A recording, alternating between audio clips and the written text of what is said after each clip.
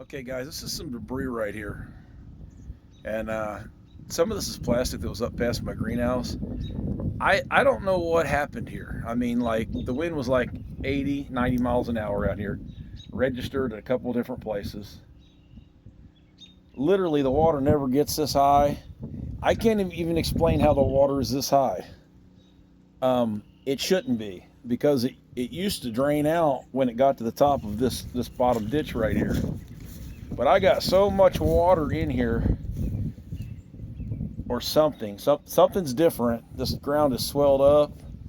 I don't know that this is really full. I mean, way fuller than I expected. And I think in the future I'm probably going to dig this out because this field stays wet over here, and I need this water, and they don't want it. And it used to go through here. I think I'm going to dig this out and make a pond. Here is 300 foot by 20 feet water, so I'll make a small pond. But that black tube right there, that tank was half full of water the other day. I don't know how it got over here. That's at least a 200 or 300 gallon tank. It's a couple. It had 1,000 pounds of water in it minimum. It had at least 100 gallons, 800 pounds of water in it. But that's not even the least of it. I don't know where this tree came from. I don't see its parts of it here. It just got here somehow. Now I built this dike, and it's a very crucial part of my property because I want to keep my water, because everybody else is running drainage tile, and my water table has dropped 20 feet since I moved here. I don't think it'll drop any farther than that, because I think when we get into the municipality where their water is, my 60-foot mark's about their 150. So I think we're good. But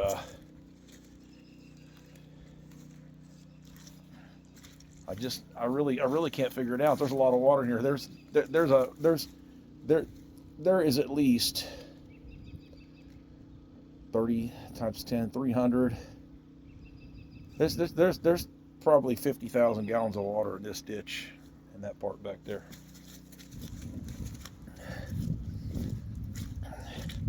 Just doing some basic calculations of water depth.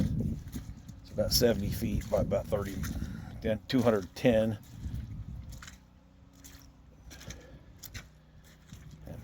I'm not going to get into all of it, but this is a low spot I need to clear up. Here we're at my pond, and I'm still filling up out of another pond because I've got way more water that can come down over there. I'll probably throw a garden hose in that later. A siphon of some sort. This is really full.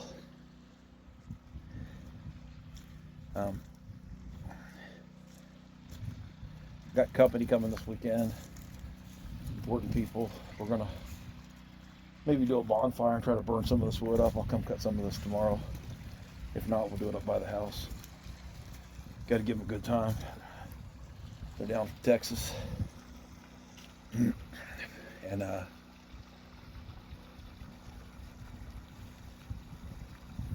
my dam's holding up pretty good. Could be better.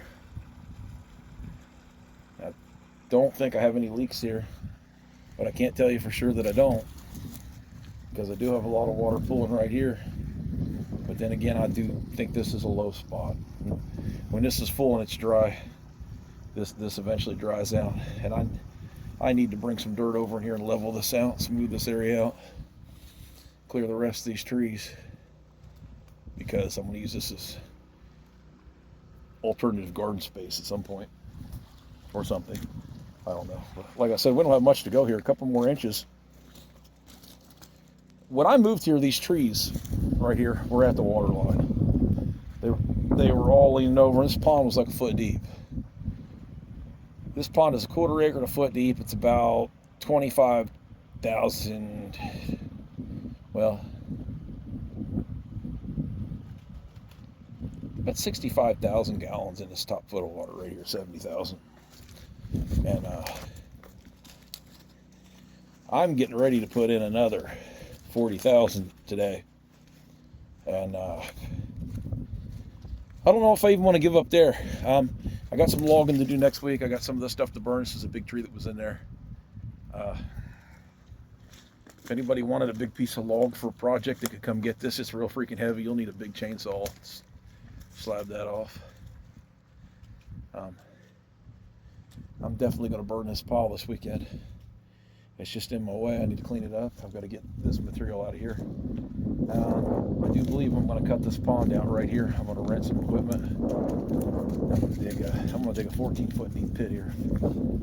Cut into there and leave maybe a little island right here for if Olga wants to have some ducks or geese or something. In a previous Farmer Greg video, I had told you guys that I had done some work on a neighbor's section of ground. And well, I just drove in and packed this little wetland spot because this used to hold water, and then a tree fell over or something, loosened the ground up, and it drains out. This is actually one of the best spots of water around. This thing is full of salamanders and stuff. This pond was too. I caught over thousands of salamanders, and I ain't never seen any anywhere around here really like this. And I feel bad, but it was full. That pond was all full of debris and stuff, and there were no big fish in there. And salamanders could do whatever they wanted. I'd watch bullfrogs eat a foot-long salamander. I mean, not quite a foot, but somewhere in there. They just suck them down like noodles. But it's nice that this little pond is doing all right.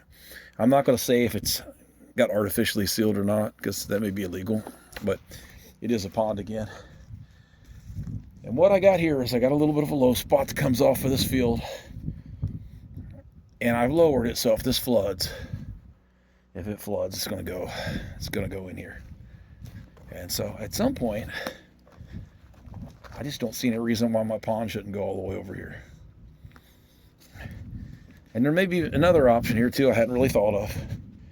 But I got to get rid of a bunch of these nut trees. These C-stem hickory trees are killing me out here. And they're not really super valuable as timber, but they are.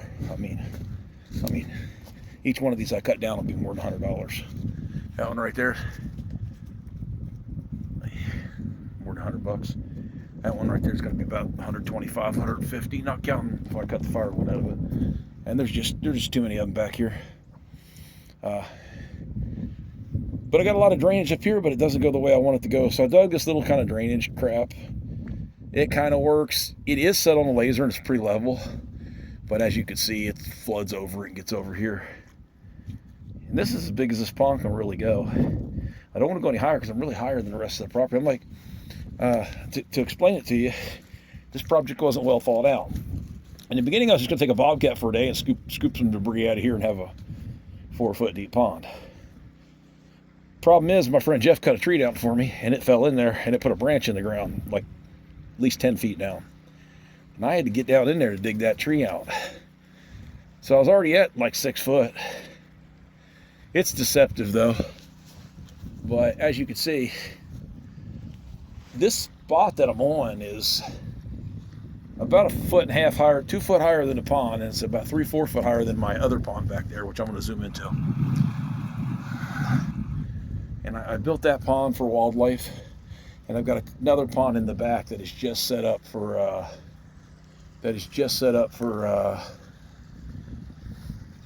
minnows and little stuff. There's no fish in it because that pond's going to go to no fish. I'm going to drain it out and take the fish out of it, because I just want a minnow pond. Just some place to restock minnows from, because fish will eat all these up. And I'll just have more place for tadpoles and frogs that might maybe have a little bit longer chance. Here's my setup. Now, the other day, I played a video of this, but I've had to, in the meantime, I've had to raise this. And this is going to be my waterway out, I guess. I think that I've only got about 6 to 8 inches before where this pond overfills, runs out. That's okay, because I want to saturate it as much as possible. I may put some ducks in here. I'll probably put some carp in here.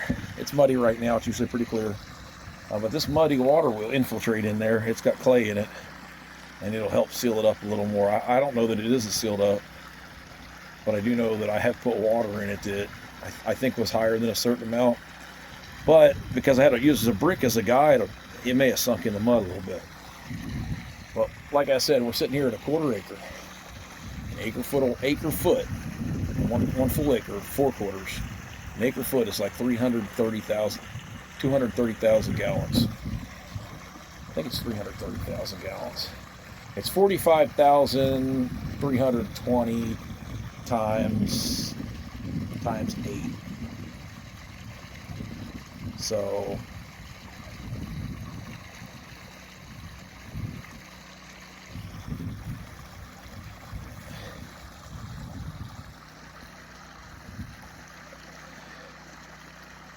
no, it's 330,000 gallons. So, you know, a fourth of that is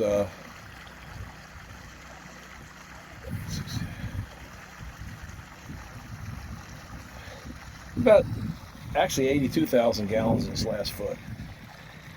And I got a pump here that's pumping probably 13,000 gallons an hour through a 2-inch pipe. And I'm going to tell you guys, don't buy 2-inch pipes, buy 3-inch pumps. If you look, the 2-inch and the 3-inch got the same size motor within a couple small cc's. But the difference is the 3-inch pumps have a bigger impeller and they move a lot more water. And pretty much at almost the same pressure. I don't know how to explain it. It's just there's less flow restriction in a 3-inch pipe. Matter of fact, a 3-inch pipe flows over 3 times more than a 2-inch pipe. I know that's hard to believe, but you just gotta figure the volume of that out. Anyway, for this distance, for the 300 feet that this is running, I got 300 feet of hose here. 300 feet this is running, a 3-inch pipe will flow because of restriction everything else on a flow chart. It'll flow like 35,000 gallons an hour, where this will only flow maybe 15. Turn the pressure up, you still don't get more flow because the internal resistance comes up. Pretty efficient setup as it is. I can move 13,000 gallons on $3 worth of gas or less, maybe $2.50 with current gas prices, and so take 5 gallons of gas to add a foot of water to this. That's $15. 80,000 gallons. If I paid 10 cents a gallon, 80,000 would be $8,000. And if 10% of 8,000 is 800, so I'm paying 1 cent per gallon. I have $800 for this water, okay?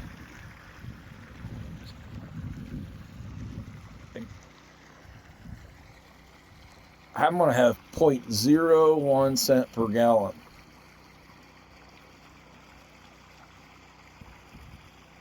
Every 1,000 gallons in here costs me less than $1, less than 10 cents to move, okay?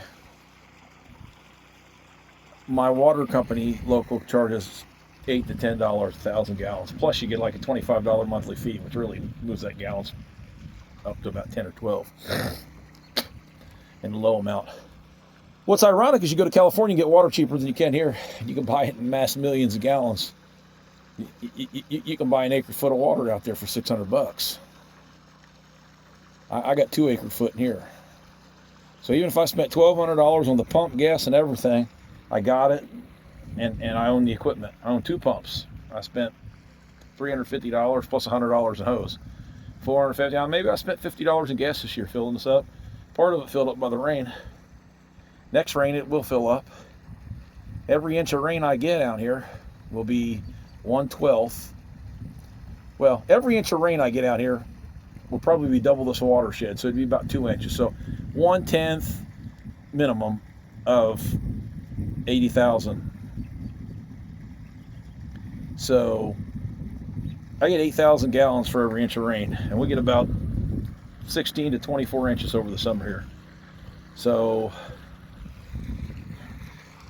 that in effect would be all that I need, counting using my well. But this gives me the option of running this line anywhere out in my field. I got enough line to run 400 foot out there, and I'm actually going to put a 2 or 3 inch plastic pipe in out here, maybe 4.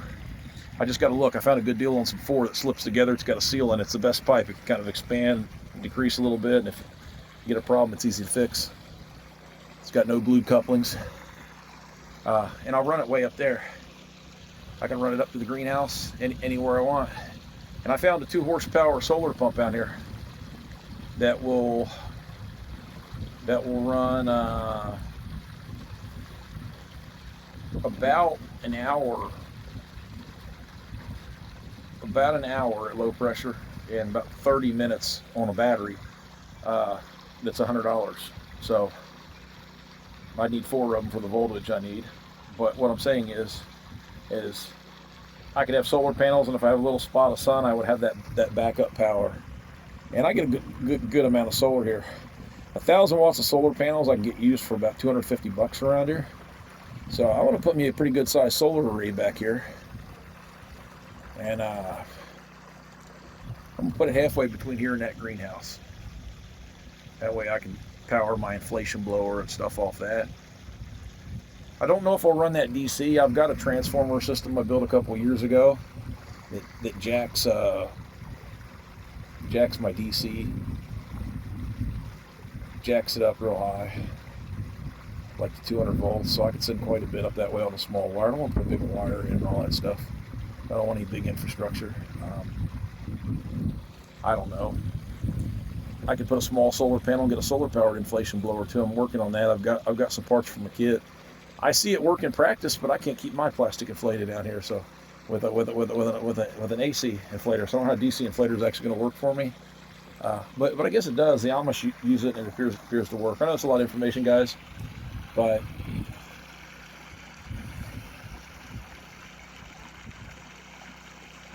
this is a quarter an acre is 25% of 45,000 square feet, so it's about 11,000 square feet. Okay, so my first layer here is 11,000 square feet, and then the next foot down, well, it's 11,700, then 11,100, the next foot down, and it goes in pretty quick.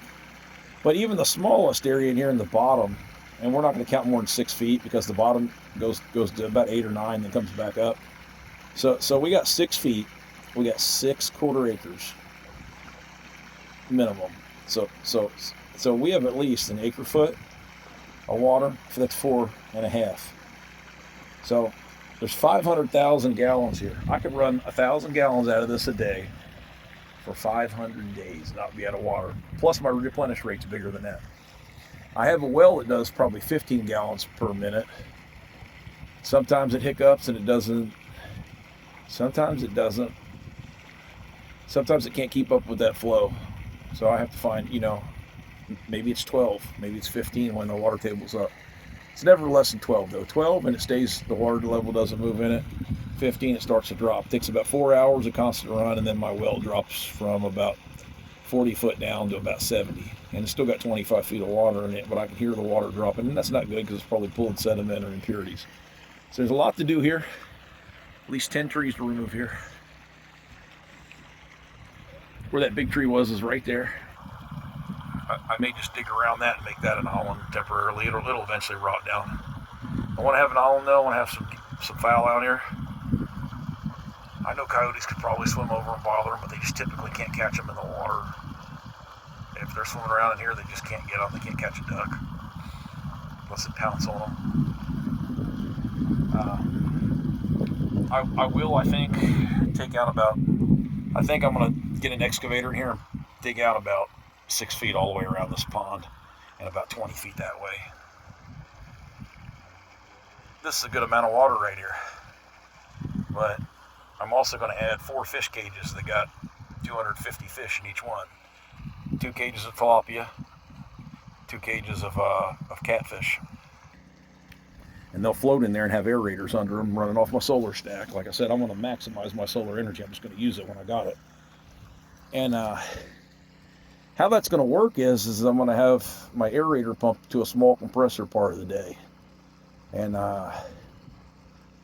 I'm looking for an inner tube out of giant construction machinery, and I think I found one. A guy's got one that has 2 holes in it that needs patched. And what you do is you inflate that during the day, and it gives you some extra air. But there's other ways to do this too. I can get an oxygen generator, and I can store oxygen up during the day, inject straight oxygen into my aeration system. But I'm going to put enough batteries. I want to put $400 worth of batteries in here so I keep my aerator running all the time right under my tanks. Well, they're going to be floating cages. They'll be 4 foot by 4 foot by 8 foot. And I got to keep them in cages because I get birds around here that do bad stuff, and they can't get them out of the cages. So I'll put a floating dock here in about 4 cages, and I'll put an aerator string under here, and I'll feed them. And another thing is I can always pump well water in here as I use it. I can run a line back here. I can run a line for my last faucet if I have to. It's probably not very efficient, but I've got a 1.5 inch line, or 1.25 inches to the greenhouse. It actually comes out to where this blue barrel is that you see right there. And at that blue barrel, what's neat about that is you can, it's only 250 feet to here. So I can literally do anything I need to do. And see, I hate this area right here. It's all funky. I may bring the pond down this way. It's a natural flow of water through here. It's a low spot. It'll catch that pond, but I've got to get a laser out tomorrow and measure the distance of that water to that water up there. And if they're within 3 inches, then I'm good. More than that, then I may have to think about it, because then I have to lower this pond level up here by whatever half that distance is to make this work.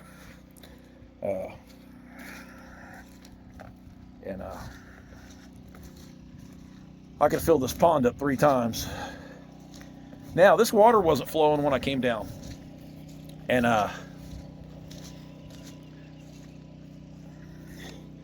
when I moved here, I guess this dirt came up and then back over. I'm going to have to come in and remove this berm. I've got a high spot right here. I don't know why it's here. This may be something I just did when I dug this ditch, which I don't think I did. I think I piled the dirt up here and down there. But I got to make this water drain. And as you see, it's higher right here. This is higher than over here. And I can get that out of that field and make that a workable field. And that's an acre field that I can't use because it's always wet. And I may have to cut a triangle in this field. I haven't wanted to. Kind of like things uniform. But I've got this low spot, and I've got this low spot. And I think I'm going to just scoop this whole area out right here, make a wider floodplain. Not quite as deep as that, but wider. And then I'll fill in this up here. And then I'll run a string and some lasers and stuff to see what I can do. This pond, I just started draining this like 20 minutes ago. But you can really, I couldn't walk down here before because the water was all the way to the pond. And my pump was sitting down in the water. It had water 3 inches up it, which probably is good, but wasn't bad.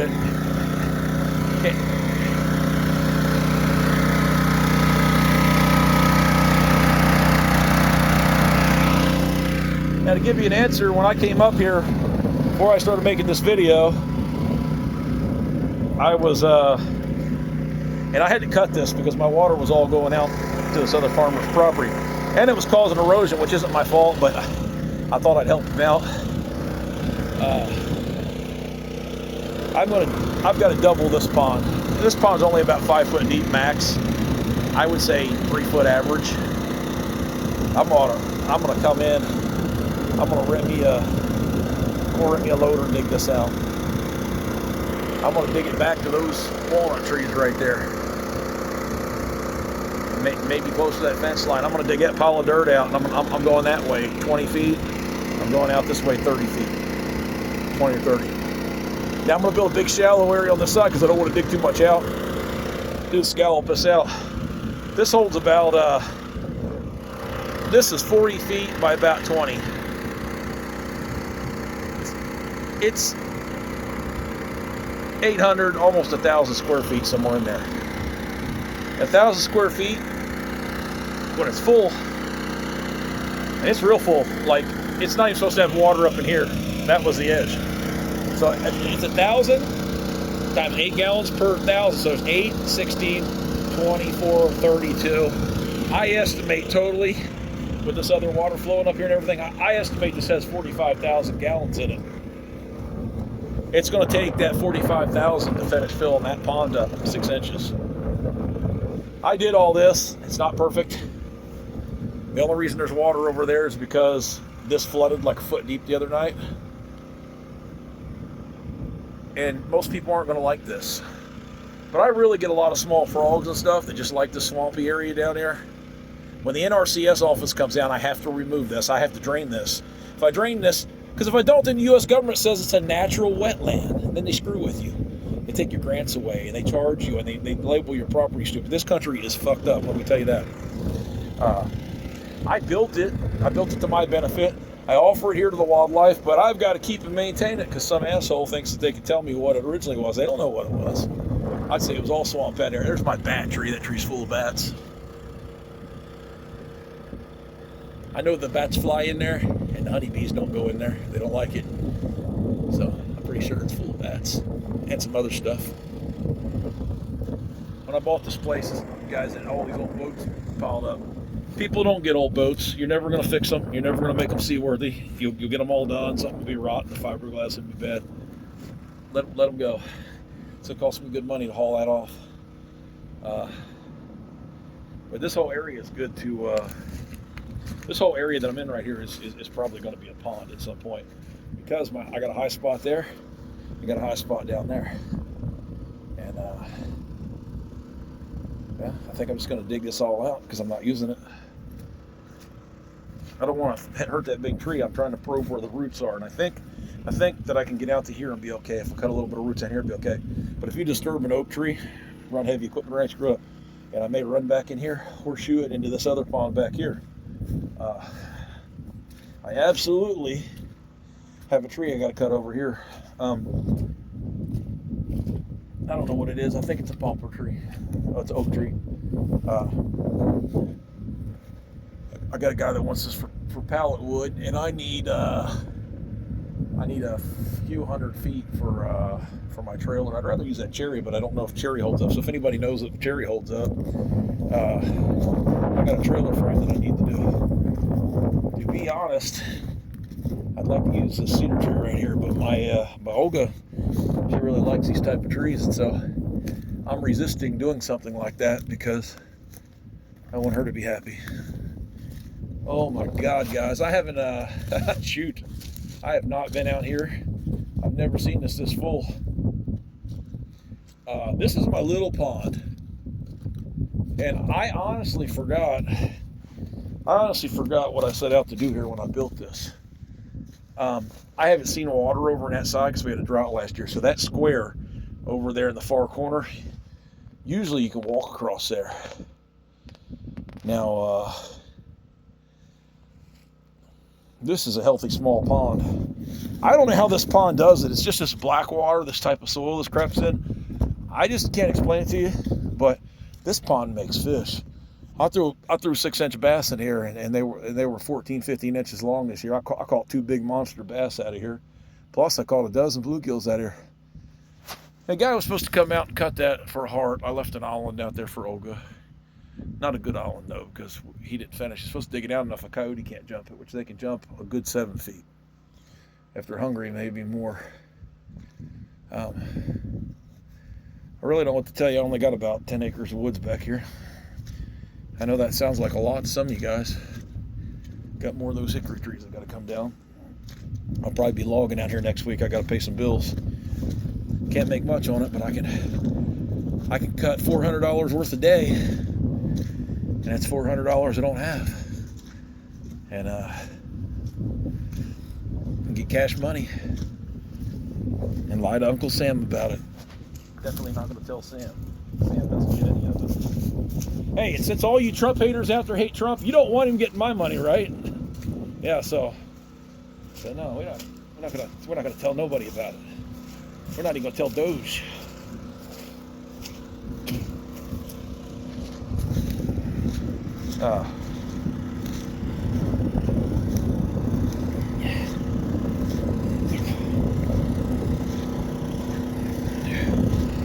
But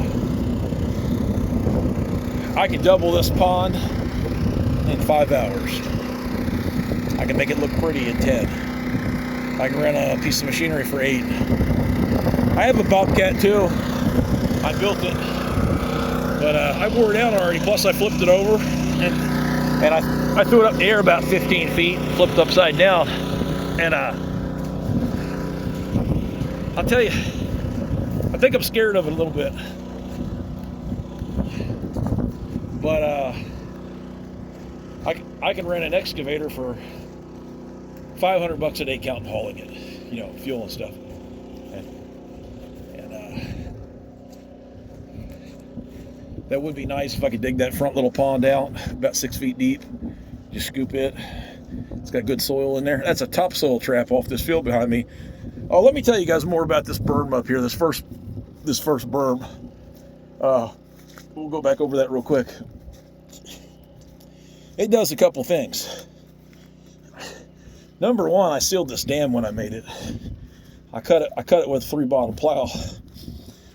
Pulled the topsoil off of it. So down to about 2 feet, the side of this is sealed good. The bottom, I ripped it back up.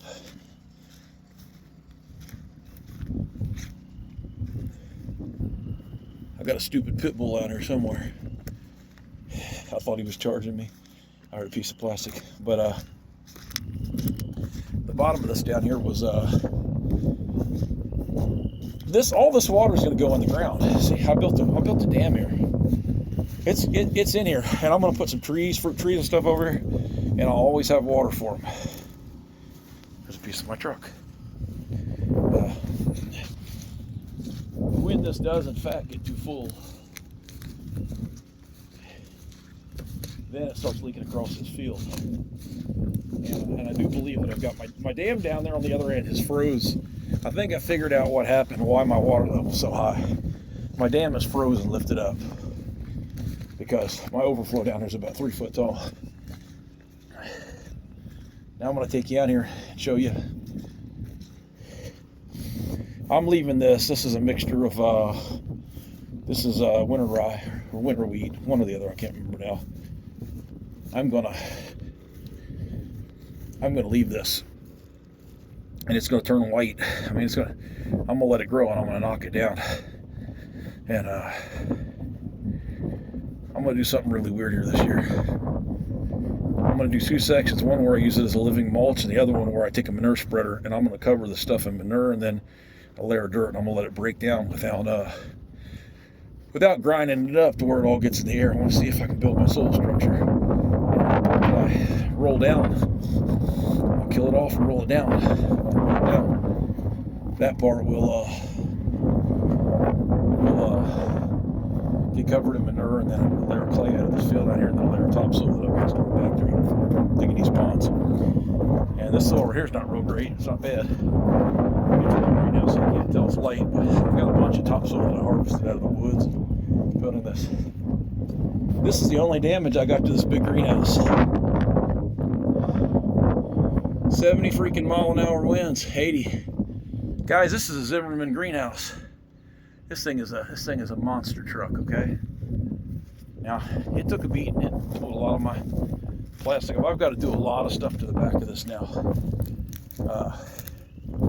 Definitely, I don't know how this greenhouse stayed up. It was too windy for me to get out and close it, so I didn't close it.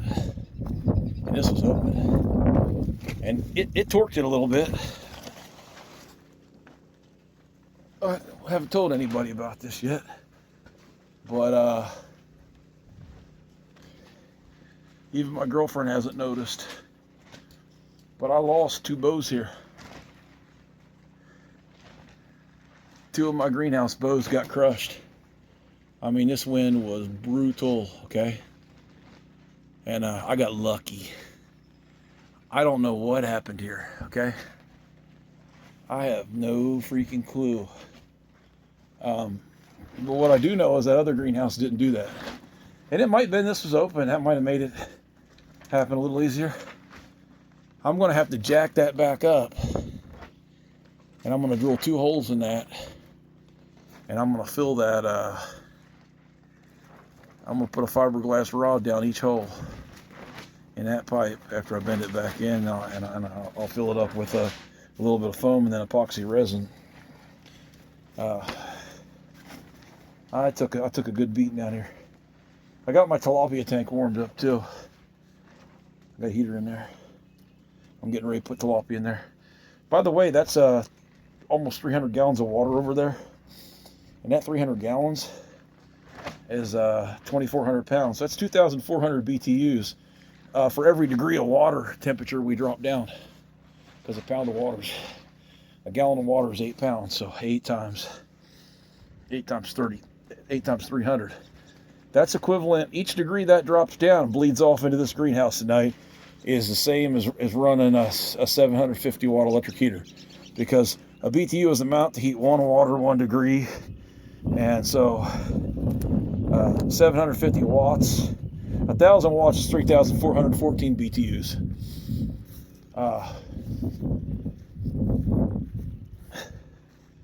That's interesting in itself.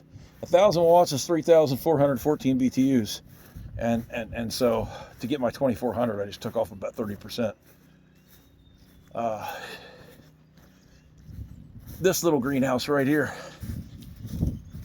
this thing, well, I think you could tell it's not square anymore. I don't know how square it's supposed to be, but I can tell you this. Here's a 150-pound dog crate, and it somehow got over here, over this greenhouse, with the door blown off, and everything else on my property is all spattered over there. And this wheelbarrow, I don't know. It's just amazing. This greenhouse is only going to handle one more storm. It's sad that I bent my greenhouse poles there, because I don't really know how I'm going to fix them. I'll probably fill them, like I said. Guys, this door was only held shut by this tire, because it's starting to close no more. I am really, really surprised that this Zimmerman greenhouse didn't take a bust. But these things are beastie. That's why you pay $15,000 for this instead of $5,000 for the cheaper ones back in the day. This sidewall right here, this 8-foot sidewall. This is a $300 sheet of plastic. I got to order a new one. I don't know how long that's going to last. I'm going to hope it'll last 8 years. I think I'll get 2 more years out of this one if I'm careful. I can stretch this plastic too. I'm trying to find ways to. I've got to get in tomorrow and clean all this up and get this ready for tomatoes. That's the end of that, guys. Have a good one.